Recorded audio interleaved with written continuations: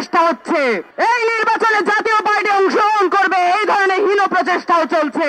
বাংলাদেশে আওয়ামী লীগ এবং জাতীয় পার্টি এবং 14 দল যারা ফ্যাসিজমের সাথে কমপ্লায়েন্স ছিল তাদের কোনো জায়গা হবে না বাংলাদেশে।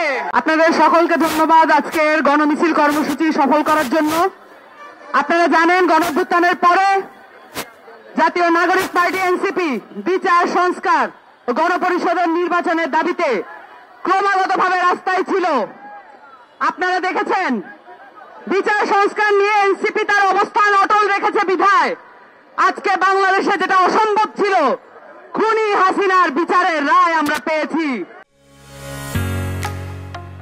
ঢালাইয়ের সেরা প্রিমিয়ার সিমেন্ট আমাদের চোখের সামনে আমরা দেখেছি আমাদের কত বোনের লাশ পড়েছে, কত ভাইয়ের লাশ পড়েছে, কত ভাই বোনকে গুম করা হয়েছে। এগুলো বিচার আমাদেরকে আদায় করতেই হবে। এবং আপনারা এও জানেন বাংলাদেশে আওয়ামী লীগকে আবার প্রাসঙ্গিক করার একটা হীন প্রচেষ্টা হচ্ছে। আপনারা এও জানেন এই নির্বাচনে জাতীয় পার্টি অংশগ্রহণ করবে এই ধরনের হীন প্রচেষ্টাও চলছে।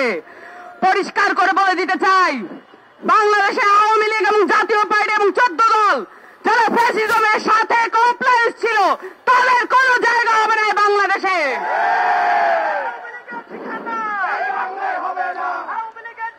ফাঁসির রায় হয়েছে, পরিষ্কার করে বলে দিতে চাই ইন্ডিয়া শুধু না কোন দেশ বাংলাদেশে এই ফাঁসির রায় থেকে রক্ষা করতে পারবে না হাসিনাকে।